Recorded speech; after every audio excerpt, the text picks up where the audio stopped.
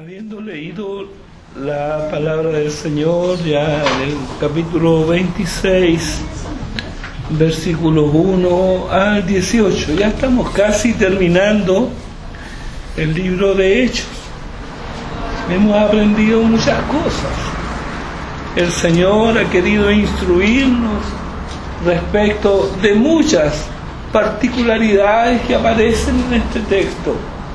Y hoy día también Él tiene una enseñanza para nosotros, que es de esperar que dispongamos nuestra mente y nuestros corazones para oír. Yo he titulado a esto de fanático religioso a testigo y mensajero. El domingo pasado hicimos una sencilla semblanza de los personajes que componen el auditorio de Pablo. Vimos que a pesar de la pompa y el lujo deslumbrante de las esferas de poder, las necesidades espirituales hermanan a los hombres. No porque tengan más o menos poder, tienen otras necesidades. La necesidad es la misma. Las necesidades del rey Agripa y Berenice, de los comandantes importantes, de los comandantes militares, y de los hombres importantes de la ciudad. La necesidad del mismo gobernador Festo era la necesidad que Pablo también tenía antes de su encuentro con el crucificado, y de la cual él no era consciente. ¿Por qué los hombres no son conscientes de su necesidad? Porque hay un trabajo constante, deliberado y persistente en orden a apagar las demandas del alma, ignorar los llamados de la conciencia, y también hay un menosprecio de la virtud. Este, hermanos, es el trabajo de las tinieblas. Pablo lo expone así en la segunda epístola a los Corintios, en el capítulo 4, versículo 4, donde dice que el Dios de este siglo cegó el entendimiento de los incrédulos para que no le resplandezca la luz del Evangelio de la gloria de Cristo. ¿Cómo puede ser que no creen? Hay una obra de las tinieblas. ¿Vas a compartir el Evangelio? Muy bien, pero has de saber que te vas a meter en un terreno tenebroso. Eso no para que no lo hagas, sino para que sepas que no depende de ti, que no depende de tu conocimiento, de tu capacidad, de tu verborrea. No, es obra del Espíritu de Dios, que puede vencer el trabajo, anular el trabajo y la oposición de Satanás. Aquí tenemos en este pasaje a un prisionero encadenado, mientras está de pie ante esta, a ojos humanos, distinguida audiencia. Pero, hermanos, ¿quién es aquí el que se distingue? ¿Quiénes aquí son los prisioneros? Pablo se dirige especialmente a Agripa.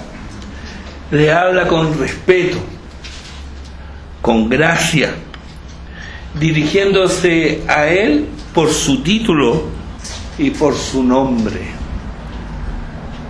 ¿Por qué destacamos esto preliminarmente? Porque hay la maldita costumbre de tratar al otro como inferior, y más todavía si se le conocen gruesos fallos morales. Hay los que se sienten especialmente llamados a ventilar la vida nauseabunda de quienes se encuentran en su camino, silenciando así la gracia del Evangelio, que es la única que lleva a los pecadores a cambiar de vida.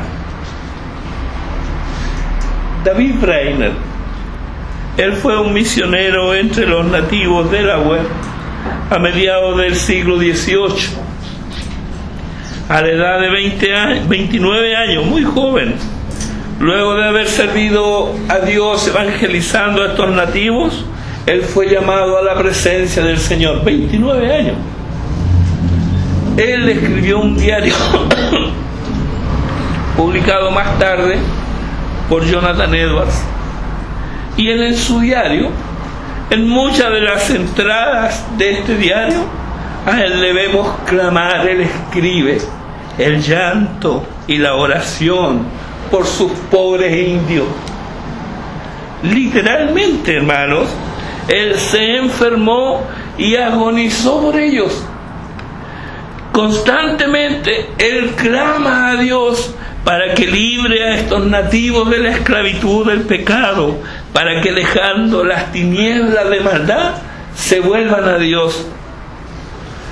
Es muy común encontrar en su diario las expresiones: oh, mis pobres indios, mis pobres indios. Él así clamaba y lloraba, pero ni una sola vez, he leído ese diario muchas veces, ni una sola vez él se refiere al pecado específico que tenía esclavizado a estos hombres. Como soy curioso, descubrí en historiadores seculares cuáles eran estas costumbres que Brainerd cayó. ¿Sabe cuál es? Embriaguez, promiscuidad y homosexualidad. Brainerd se enfocó en donde debía: la necesidad de una nueva vida en Cristo. Pablo sabía de la laxitud moral de Agripa. Era conocida no solo entre los judíos, sino que también habían llegado estas noticias a Roma, y los judíos lo despreciaban a Agripa, entre otras razones, porque él vivía incestuosamente con su propia hermana Berenice. Nada más opuesto a eso que la vida de un fariseo. ¿Recuerdas al fariseo que retrató el Señor en Lucas 18? Allí este fariseo, él hace gala de su piedad, él estaba orgulloso de no ser como los otros hombres. Él dice: yo no soy ladrón, no soy injusto, no soy adúltero como los demás hombres. Él se consideraba superior y por lo mismo confiaba en sí mismo como justo, dijo el Señor. Así que él menospreciaba a los otros. Siempre la actitud de superioridad frente a otro va aparejada con el menosprecio del otro. Y esto, hermanos, no es una conducta cristiana.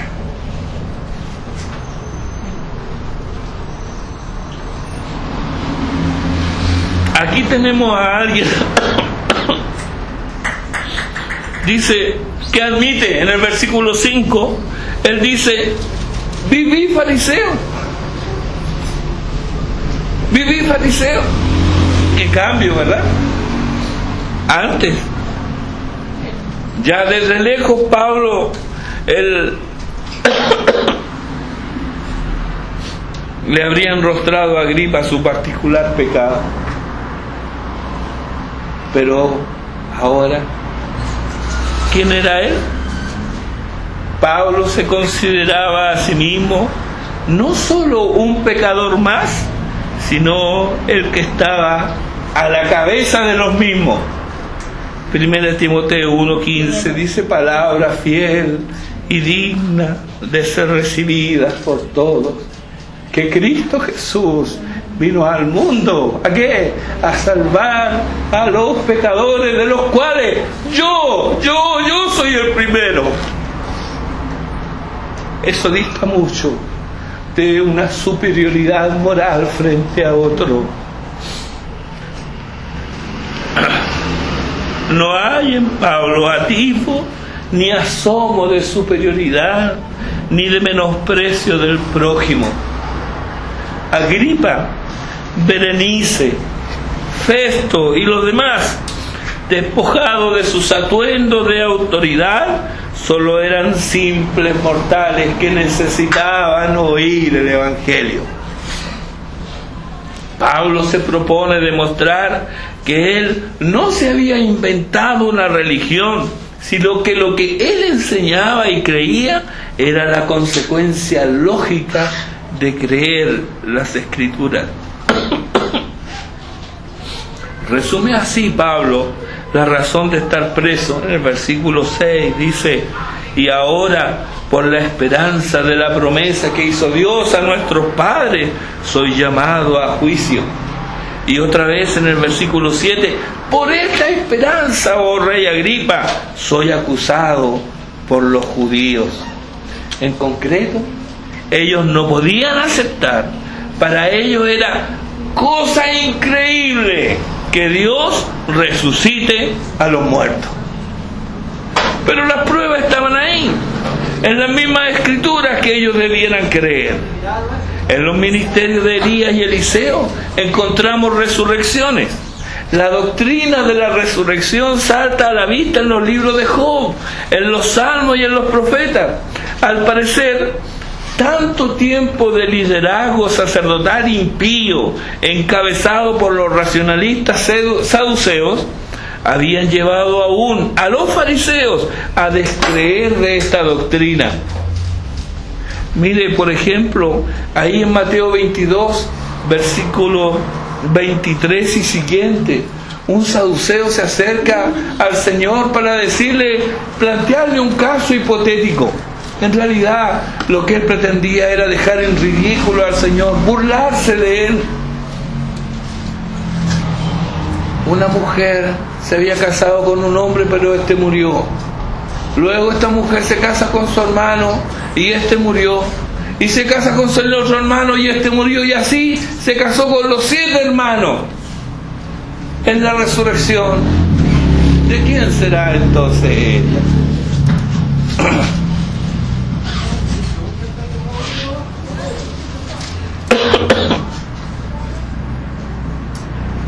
La respuesta del Señor no se dejó esperar. Erráis, ignorando las Escrituras y el poder de Dios.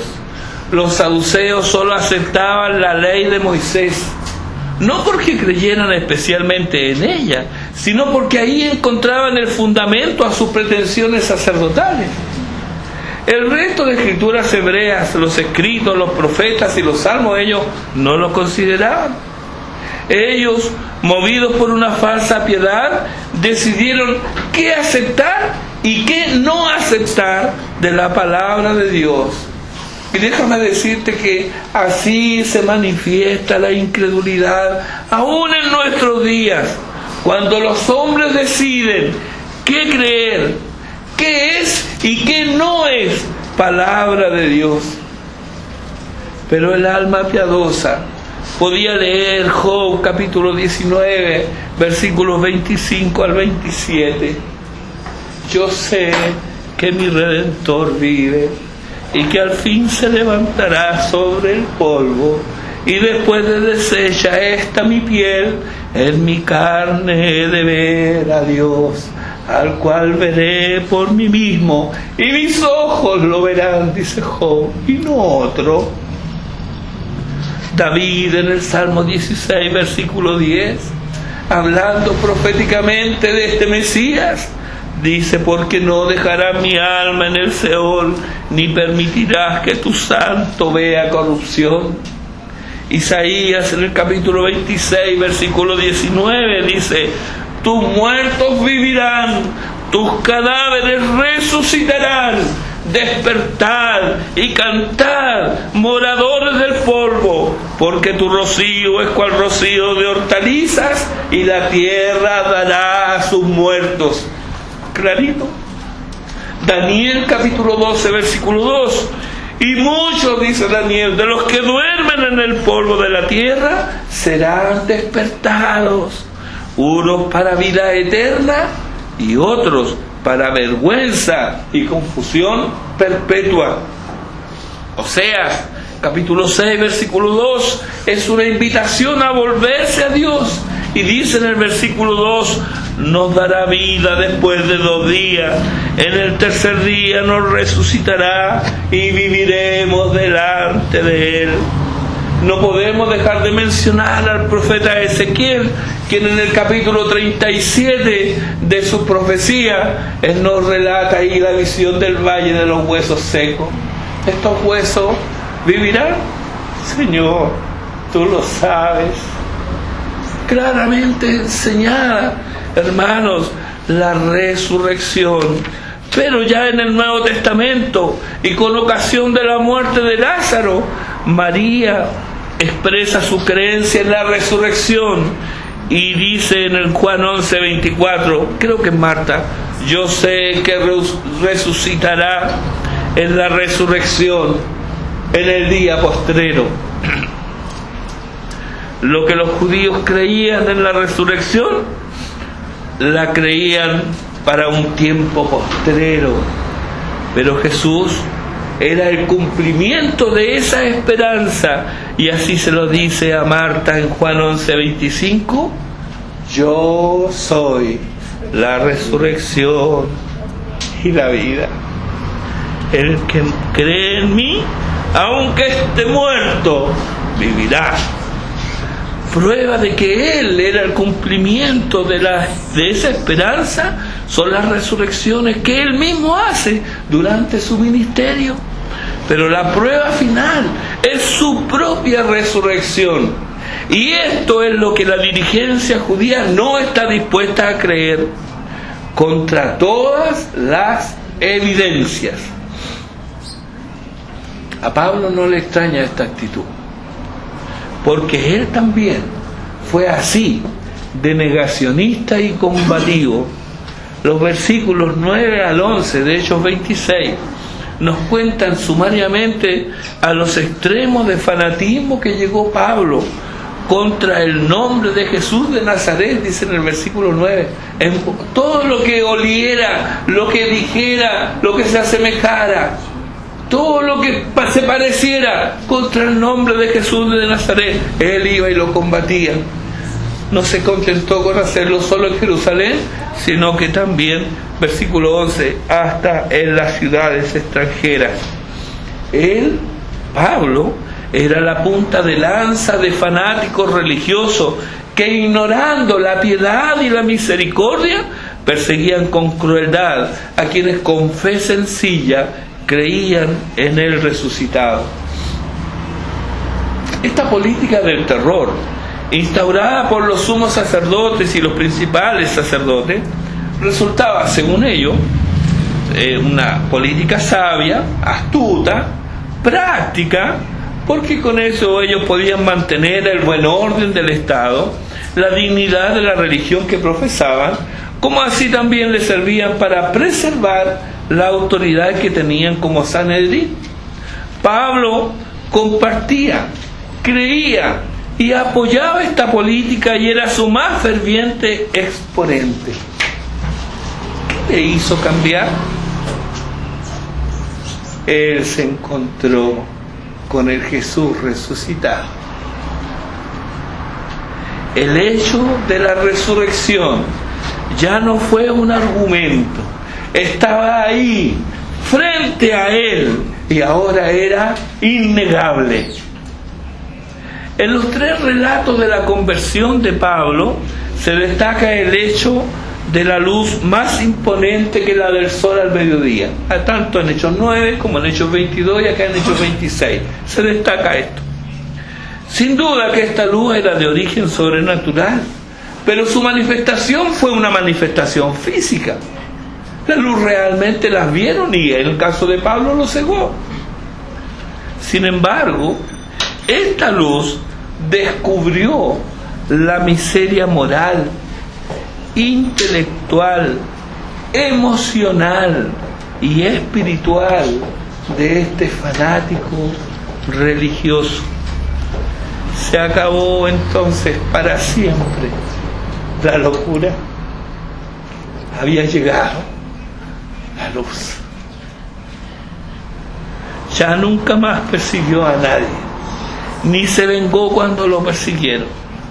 Antes, él andaba por la vida, nos dice el versículo 11, enfurecido sobremanera. Ahora, él sentía tristeza y continuo dolor en su corazón por sus hermanos.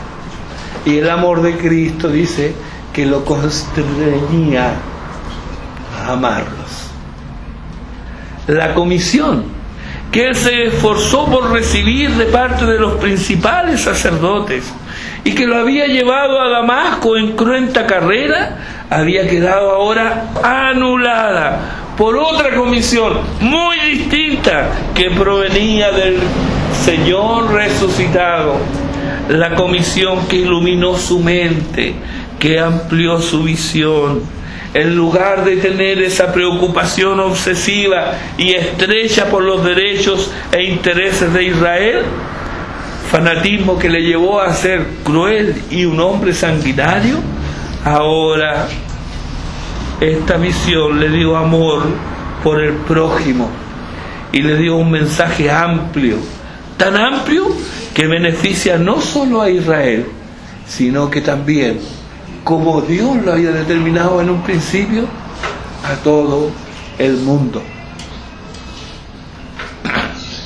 Recordemos, hermanos, que lo que Pablo decía sería lo que Nerón leería en un informe que escribiría Festo con la ayuda de Agripa.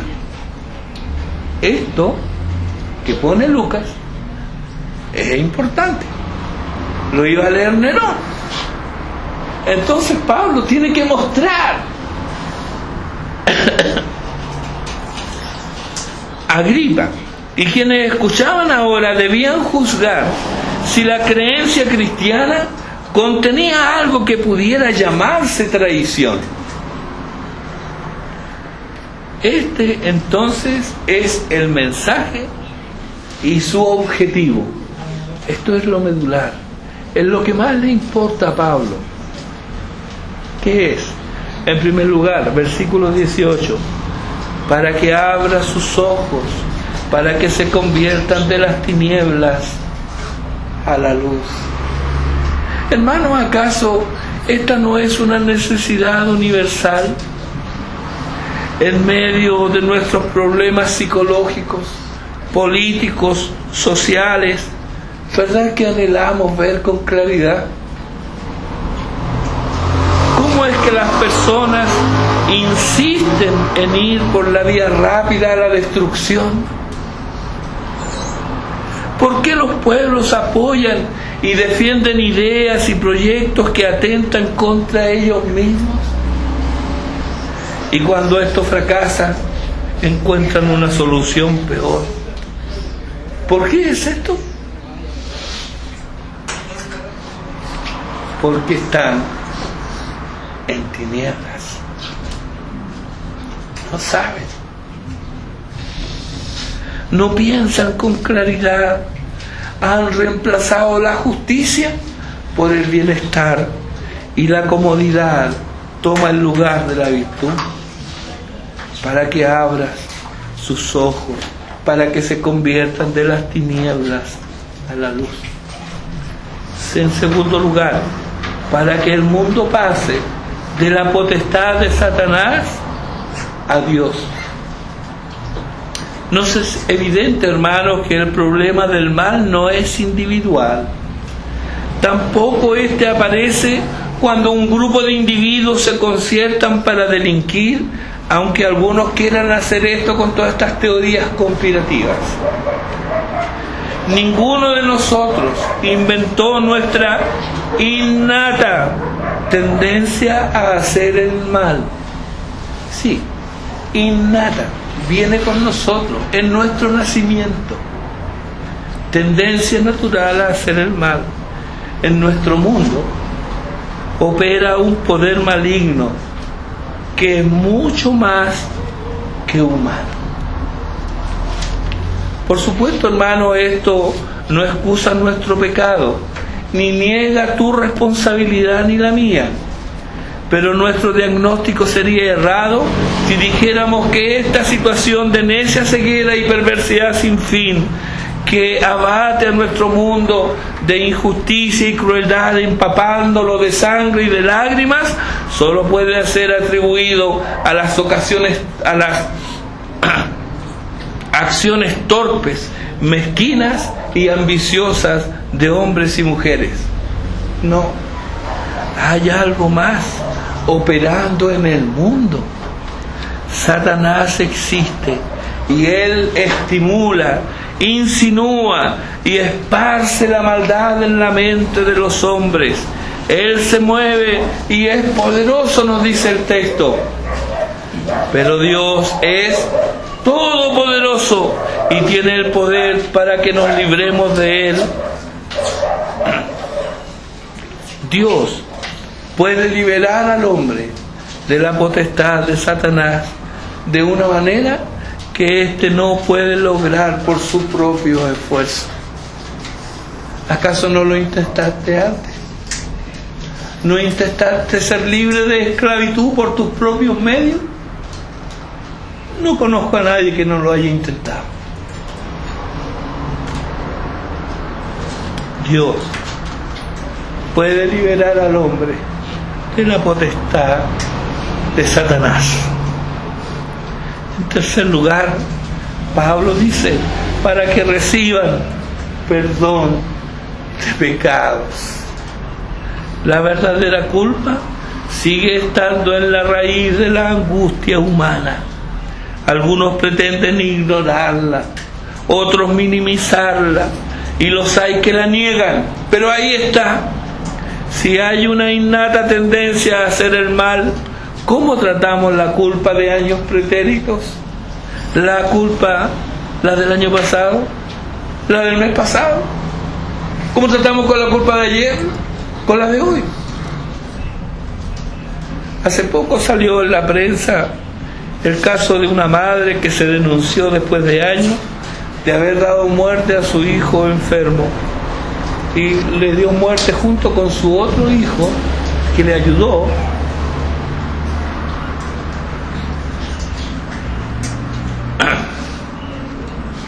Este otro hijo era un médico, es médico, y lo enterraron en el desierto. Pero la culpa pudo más. Acabó el calvario de esta mujer confesando.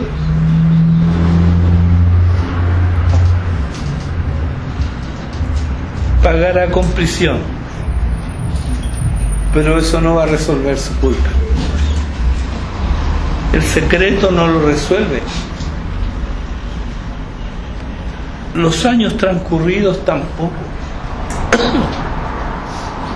Ni los ritos ni las procesiones, ni una ocupación ennoblecedora. Puede que te dediques a algo haciendo el bien a cuánto encuentras en el camino, pero la culpa estará ahí.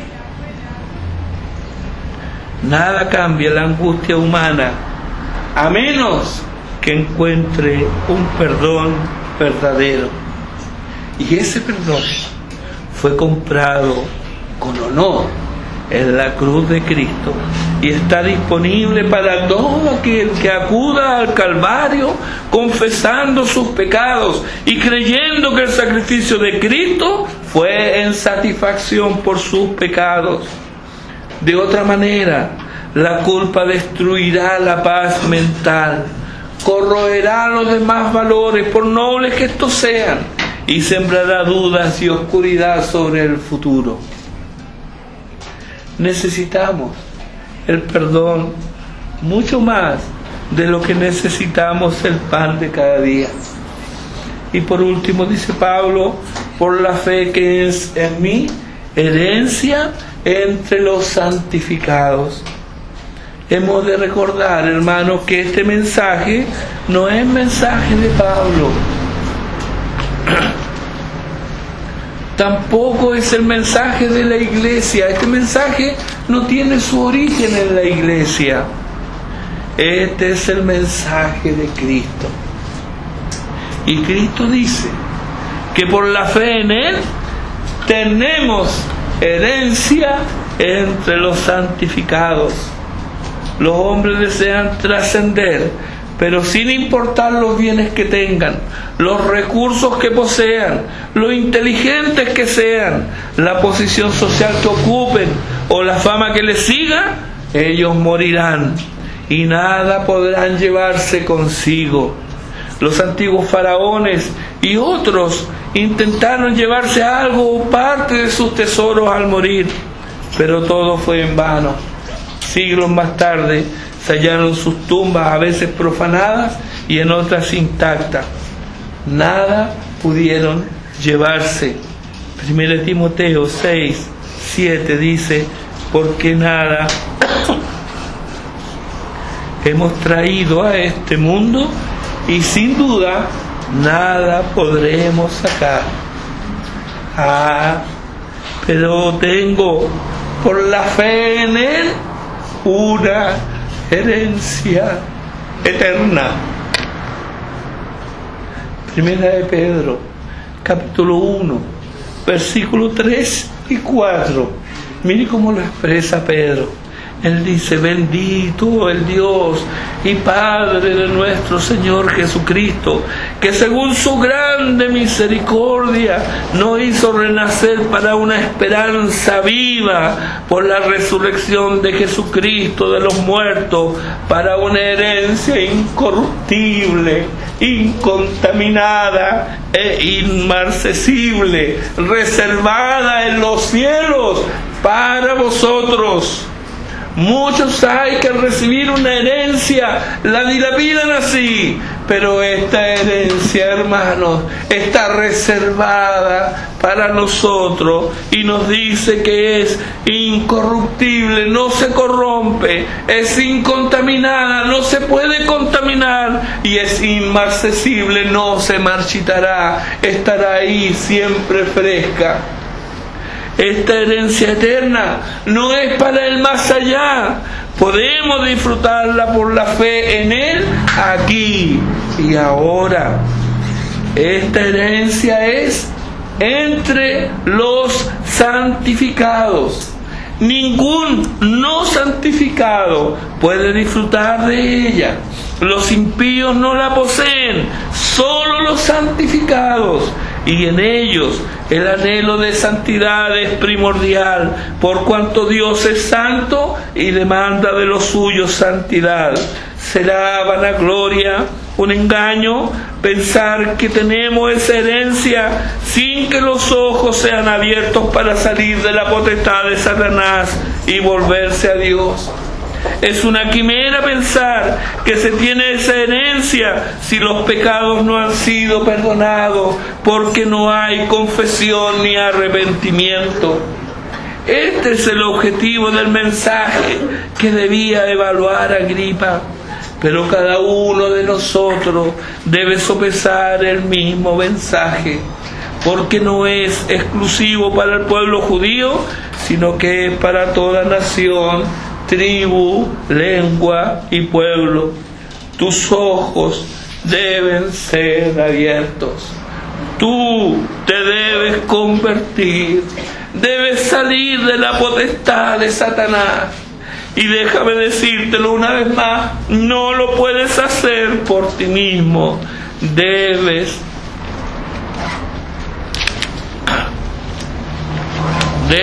acudir al Calvario y por fe en Él, en Cristo y solo en Él, recibirás perdón y herencia entre los santificados. ¿Qué harás entonces? ¿Permanecerás en tu estado actual o cambiarás de bando? Que Dios te dé la gracia para obedecerle. Dios tenga misericordia de nosotros y nos bendiga.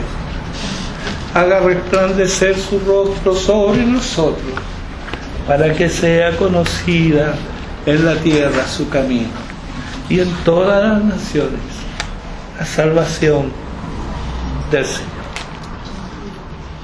Por